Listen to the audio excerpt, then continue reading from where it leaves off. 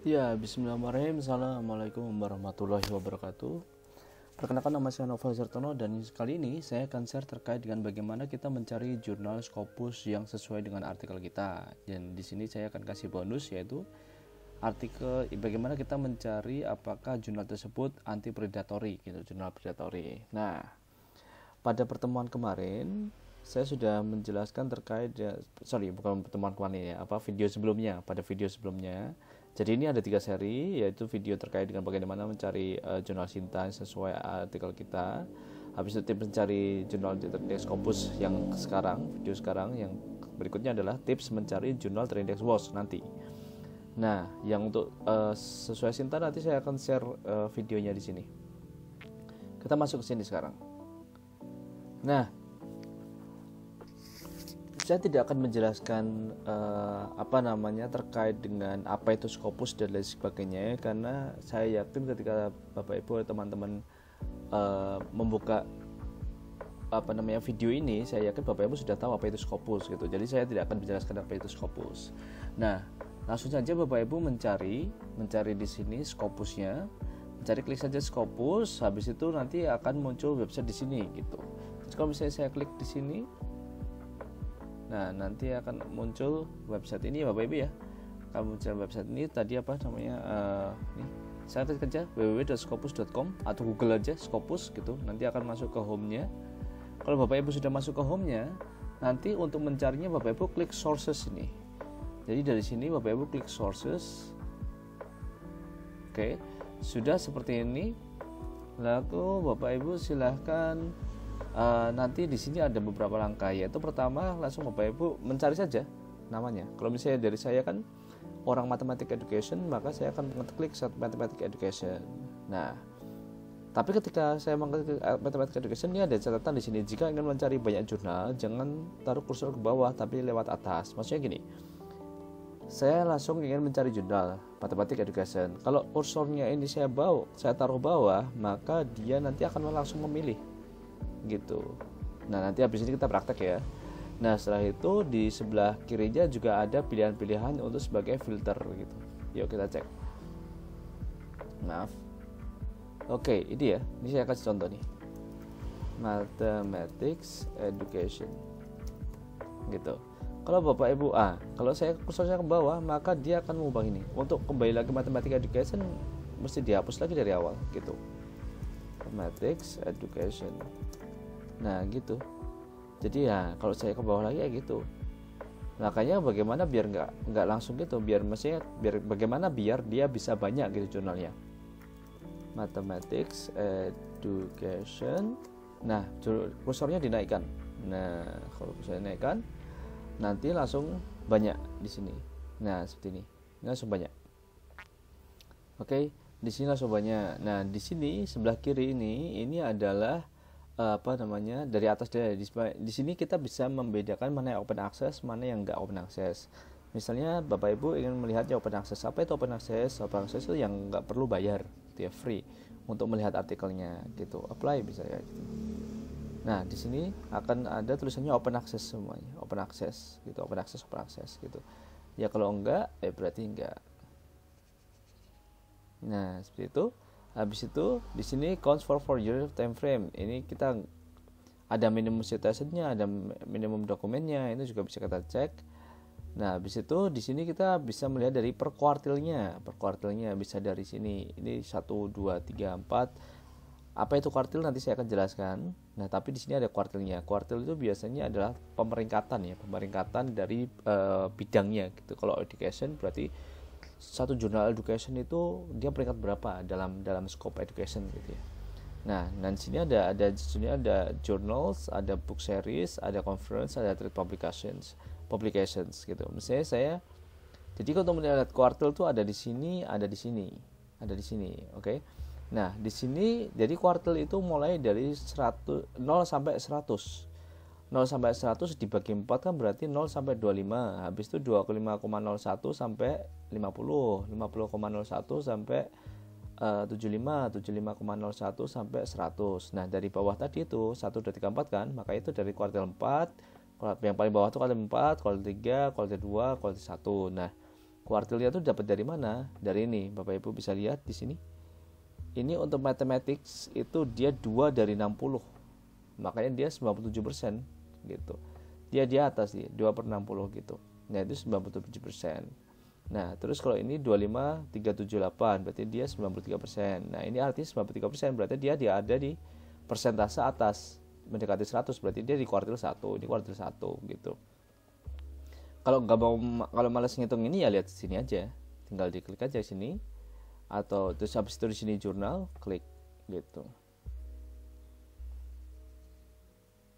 Nah, udah kayak gini, itu cara makainya. Kita kembali lagi ke ini. Habis itu, Bapak Ibu kan tadi udah masuk ya, udah masuk. Nah, terus berikutnya, apa yang perlu kita perhatikan? Yang pertama kita perhatikan adalah kita melihat kuartilnya. Tadi dari sisi kiri Bapak Ibu boleh melihat kuartilnya dari sana, atau dari sisi kanan di sini. Nah, ini menjelaskan posisi kuartil pada Scope Education di mana jurnal tersebut peringkat ke 763 dari 1319 Education Journal. Jadi itu jurnal yang berada pada Scope Education itu ada sejumlah 1319. Dan jurnal ini pada peringkat 763 atau di 42%-nya, atau ini di kuartil 3. Ini di kuartil 3. Gitu. Nah, kalau ini sama, ini untuk matematis dia di peringkat 35 dari 60, maka dia juga di kuartil 3 gitu. Nah, ini menggambarkan kuartilnya. Nah, kita nanti Bapak Ibu di sini klik ya. Klik kalau misalnya mau memilih jurnal, taruhlah Bapak Ibu memilih jurnal ini ya. Klik gitu. Habis itu nanti akan masuk ke sini. Pertama kali yang Bapak Ibu harus lihat itu adalah nih, coverage-nya. Coverage itu artinya apakah dia masuk ke indeks itu sampai kapan? Nah, ini kan mulai dari 2010 sampai present. Berarti artinya sampai sekarang gitu. Sampai sekarang coverage-nya. Artinya ini aman. Oke. Nah, yang berikutnya Bapak Ibu nanti dalam memilih jurnal itu juga bisa memperhatikan dua hal. Pertama dari SJR, yang kedua dari SNIP. SJR itu menjelaskan apa sih? SJR itu menjelaskan prestige-nya, metrik. Jadi untuk mengukur seberapa bergengsinya jurnal ini gitu. Semakin tinggi dia, semakin bagus jurnal itu. Nah, rank publication by weighted citasi per dokumen ini by citasi per dokumennya gitu. Nah, SNIP-nya itu menjelaskan quality of the journal, contextual citation impact, comparison of sources in different subject fields. Nah, maksudnya gini, jadi SNIP itu adalah menjelaskan terkait dengan dia tidak hanya menjelaskan terkait dengan citasinya, citation impact-nya, tapi dia juga bisa memprediksi kemungkinan citasi yang akan datang terkait dengan subjek field yang dipilih itu akan seberapa gitu. Nah, semakin bagus SNIP-nya, maka akan semakin baik atau besar nanti kemungkinan jurnal ini banyak citasinya gitu. Jadi yang perlu dipertimbangkan salah tiganya ini, yaitu adalah coverage-nya, habis itu SJR-nya, SNIP-nya. Berikutnya terakhir adalah pastikan ada publikasinya, publisher-nya ini. Dilihat dulu ini publisher-nya siapa gitu. Mungkin kalau universitas yang bagus ya mungkin enggak predator. Enggak predator. Nah, coba kita lihat di sini. Ini yang kita klik tadi. Ya ini ya. Ya ini publisher-nya adalah University of Sydney. Nah, sekarang kita coba cari di sini. Predatory journal is, bisa kata di sini, is take advantage of author by asking them to publish for a fee without providing peer review or editing service. Nah, dari sini Bapak Ibu bisa melihat bahwa predatory journal itu adalah jurnal yang dia mengambil untung dari Bapak Ibu dengan menggunakan biaya publikasi tanpa menyediakan peer review yang baik, ada editing service yang baik. Nah, itu bahaya ya, jurnal-jurnal model kayak gitu, karena biasanya salah satu cirinya itu adalah jurnal tersebut dia mempublikasikan lebih dari, ya normal kan 4 volume ya 1 tahun, ini bisa lebih dari 4 volume. Habis itu 1 volume tuh bisa lebih dari 20. Scopus tuh masih oke dengan 20, tapi lebih dari 20 itu sudah nggak oke. Nah, banyak jurnal-jurnal predator itu yang lebih dari 20. Yang kedua adalah dia menyediakan biaya fast track gitu, biaya publikasi cepat, jadi tanpa harus review itu langsung publish gitu. Nah itu bahaya karena di situ kan jurnal itu adalah pertanggungjawaban keilmuan kita ya, pertanggungjawaban keilmuan kita, akademik kita. Jadi kalau misalnya tidak ada bentuk peer review, nanti kita tidak bisa menjamin apakah apa yang kita tulis itu benar atau tidak, valid atau tidak gitu ya. Nah jadinya jurnal kita tidak kredibel. Nah yang jelek siapa? Ya kita juga nantinya, yang jelek kita juga. Nah makanya kita harus menghindari ini. Selain Bapak Ibu rugi dalam hal biaya, Bapak Ibu juga rugi dalam hal kualitas jurnal Bapak Ibu. Makanya di sini saya mengarahkan Bapak Ibu juga harus melihat siapa publishernya gitu. Nah, di sini saya sudah memberikan catatan. Hal lain yang perlu diperhatikan adalah publishernya. Jika bukan well-known publisher, jurnal bisa dicek di B-list untuk melihat apakah jurnal tersebut bertendensi predator atau bukan. Nah, apa itu B-list? Jadi B-list itu sebuah website Bapak Ibu, sebuah website di mana kita bisa mengecek apakah jurnal tersebut predator atau tidak. Nah, caranya bagaimana Bapak Ibu? Tinggal klik aja di sini, B-list gitu ya, .net.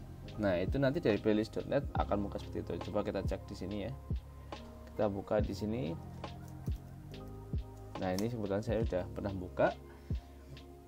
Ini B-list.net. Nah, ini ada publisher, Bapak Ibu bisa ketik aja di sini.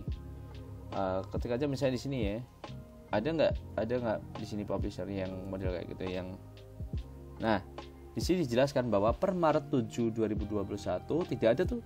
Ini tidak dinyatakan sebagai publisher predatory gitu. Atau misalnya jurnal.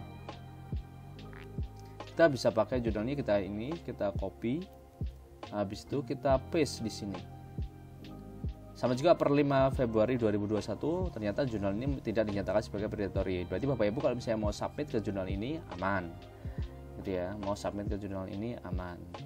Nah, terus dari sini Bapak Ibu juga bisa melihat bahwa Bapak Ibu ketika nanti melihat publishernya bisa melihat nih publikasi reputable publishernya apa aja. Ada Elsevier, Bapak Ibu sudah tahu Elsevier, ada Springer, Taylor & Francis, Sage, Sahandawi, Emerald, Academic Press, Wiley Online, Nature Publishing, Walter Slower, Allen Press, Cambridge University Press, Oxford Academic, IOP Publishing. Gitu Bapak Ibu. Jadi itu adalah bagaimana cara kita mencari jurnal yang baik. Kalau Bapak Ibu sudah ketemu nih jurnal yang tadi lolos, maksudnya setidaknya sudah sesuai dengan artikel Bapak Ibu. Dan sudah sangat cocok lah dengan maksudnya dengan sesuai dengan artikel Bapak Ibu dan sudah aman gitu. Nah ya sudah bisa nih jurnal ini dipilih gitu. Nah bagaimana kita melihat artikel kita, seberapa jauh sih artikel kita bagaimana kita bisa mengukur bagaimana kualitas artikel kita, itu nanti itu sudah saya jelaskan di sini di video yang membahas terkait dengan Sinta ini. Nah itu sudah saya bahas di situ di awal gitu Bapak Ibu. Nanti tinggal cek aja di link yang tadi saya jelaskan di depan.